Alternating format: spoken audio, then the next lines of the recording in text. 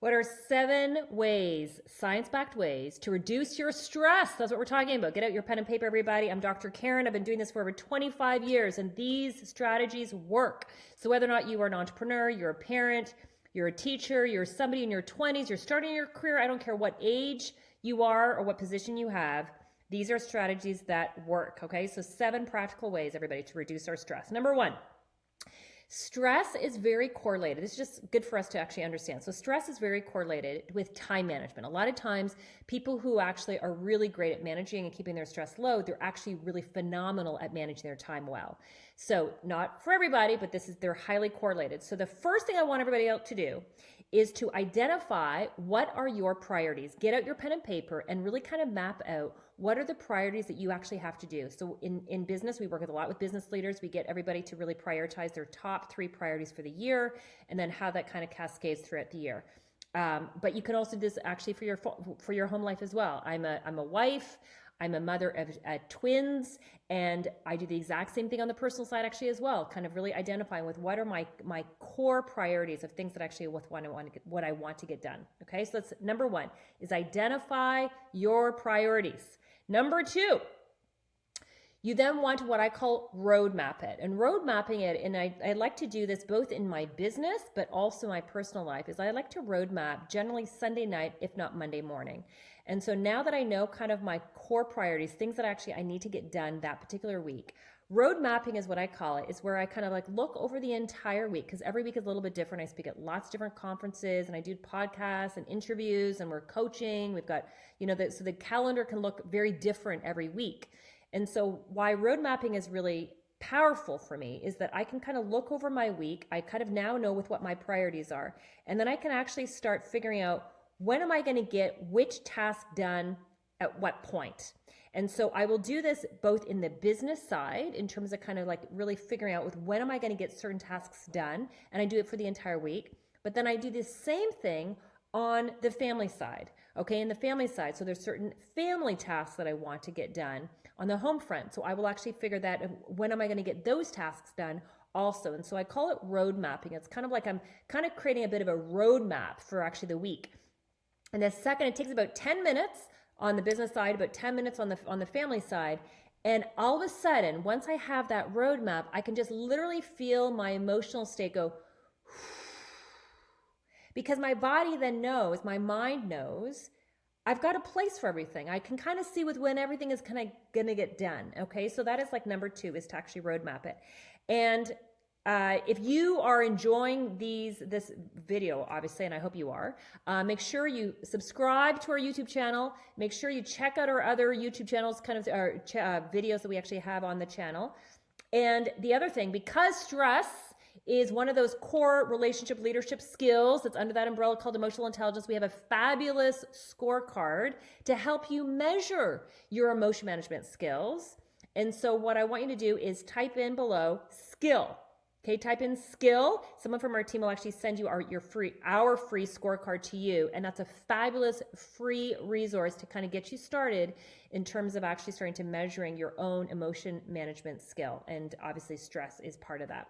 Definitely want to get your hands on that. And actually, we actually encourage people to use it with their kids as well as their team as well. You'll see it when you get it, you'll see what I mean, but it's a really simple tool that you can really apply to all parts of your life. All right, that was number 2. Number 3, what you also want to do is really, how much are you actually spending in nature? Over and over again, we are seeing the science around the power that nature has. When we are in nature, it's like the spiritual side of us is just kind of like, it just is putting their arms around us. And so it is really important that we are spending time in nature. All right. So ask yourself, are you spending enough time in nature? And definitely doing it a couple of times a week. I like to do a nice walk every single evening, if I can, in nature. So really ask yourself, what are you doing in terms of nature? That's number 3. The last 4 ones are going to be focused on these. Again, these are practical ways to kind of reduce your stress. I'm actually drawing from page 120 from my book, The 3 Chairs. If you haven't picked it up, definitely pick up you can just order it from Amazon. Hit number 2 in the Wall Street Journal, which was really exciting. It's how great leaders drive communication, performance, and engagement. On page 120, I talk about 4 very practical ways of actually prioritizing your time to reduce your stress. So the last 4 of our list of 7 are going to be drawn from page 120.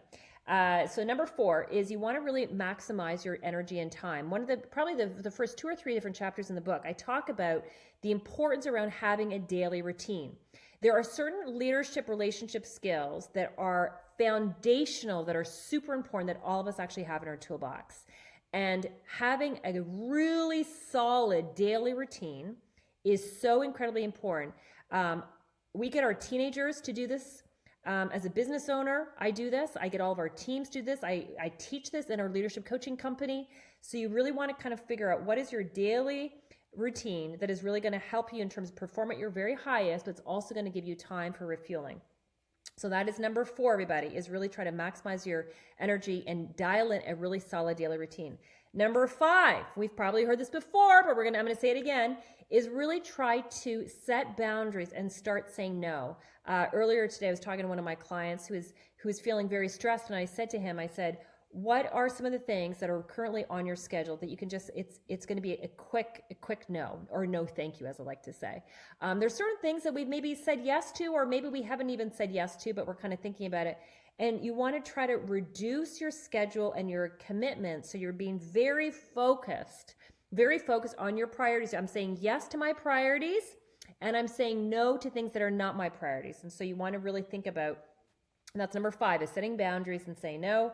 Number 6 is asking for help. If we want to reduce our stress, ask yourself, who can I ask for help? There's lots of help.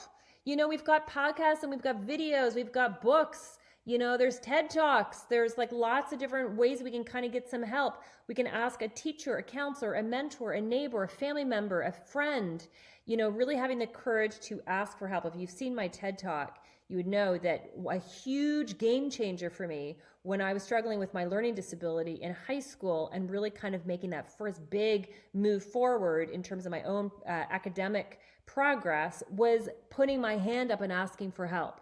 And so the faster we can put up our hand and ask for help when we're feeling stressed is really, really important. And the last one, number 7, everybody, is we want to figure out, how do we delegate? Delegation.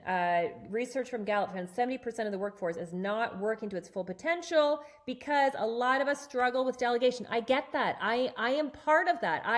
Sometimes I'm like, well, it's probably just a little bit, maybe a bit easier for me to actually do it myself. And we want to let go of that. We want to make sure we are delegating. Who can I delegate this task to?